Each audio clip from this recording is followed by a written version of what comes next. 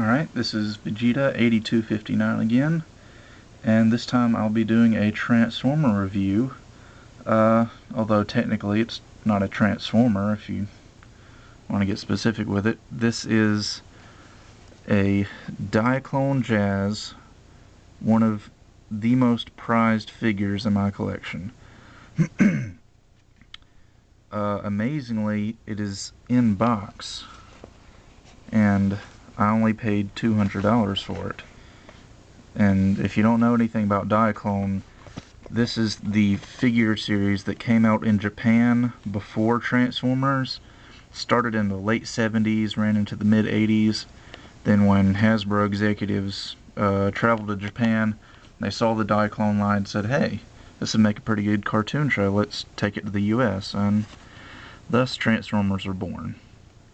But this is the pre-Transformers Diaclone version of Jazz.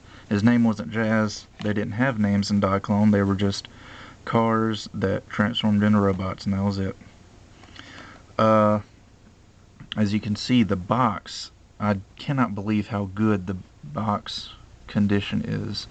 I mean, it's got this little scuffle right here, but that's it. It is, I'm probably going to use this word a lot throughout the whole review, pristine. The box is in pristine condition. It's great. Alright, so now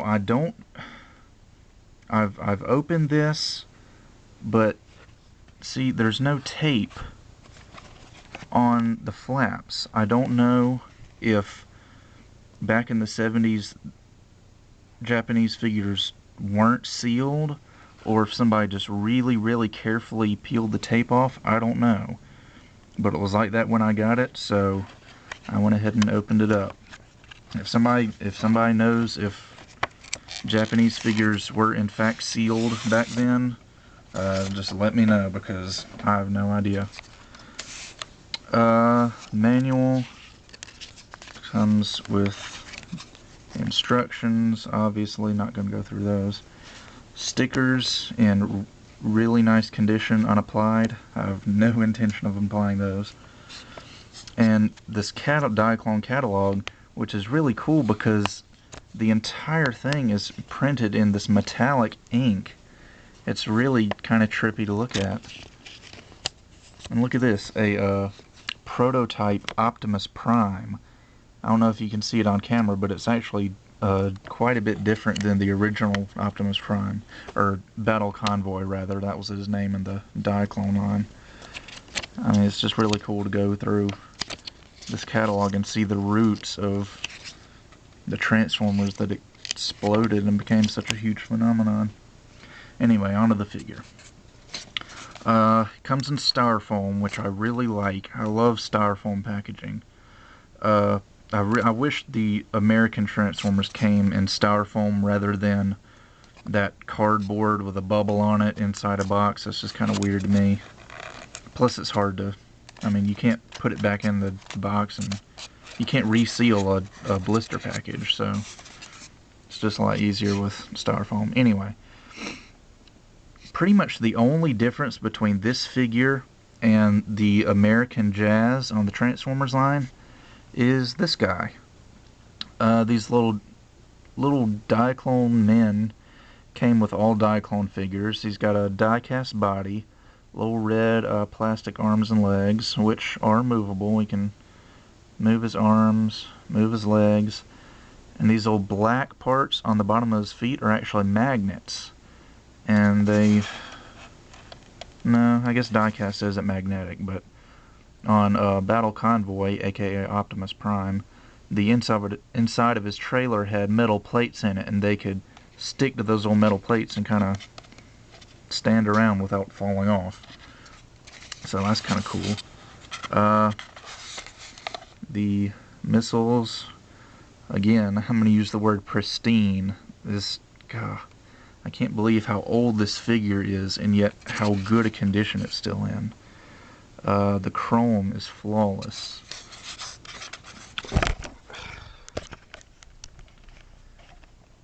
And I just dropped the camera again. Gotta work on that. Anyway, where were we? onto the figure itself.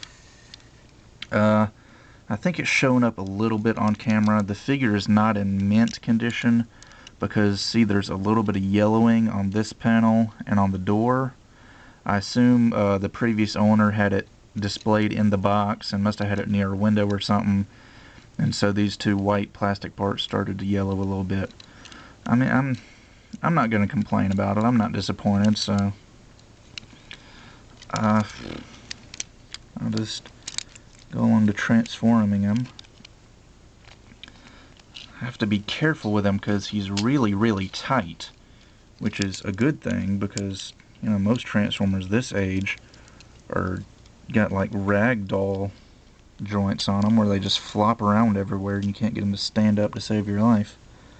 But this guy is really, really tight, almost to the point where I'm worried about breaking him, so I think this is maybe only the third time I've transformed him. Might be the last time I transform him, who knows.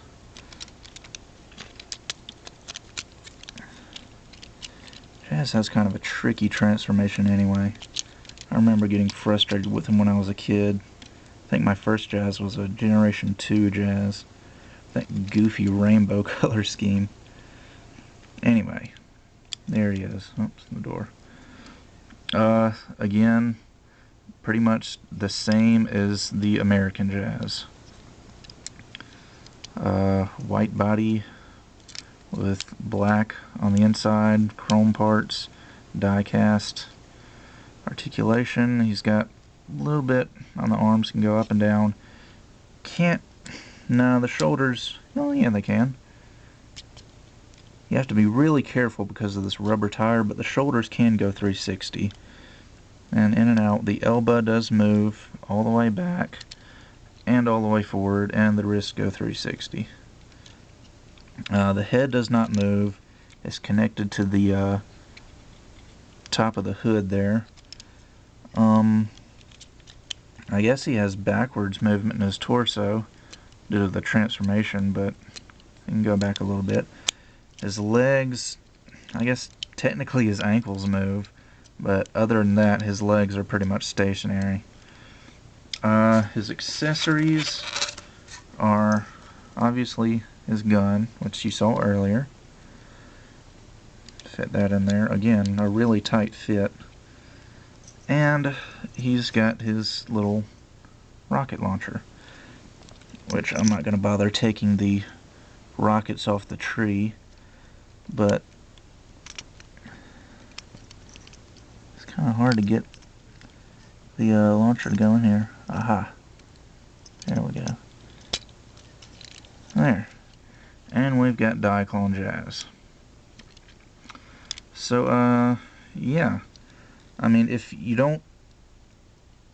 Would I recommend him? Really, it's more of a matter of collection interest, but if you're short on cash, I'd just say go for a Jazz reissue because it's pretty much the exact same thing as this. But if you're really a hardcore Transformers collector and you want to get into those Diaclone figures, I'd really suggest this guy if you can find him. Because I consider myself really, really lucky to have found this for $200, considering how good of a condition he's in.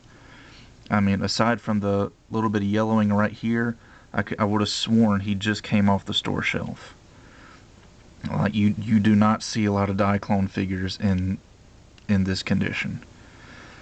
So, I think that just about does it for this review, and I will see you next time.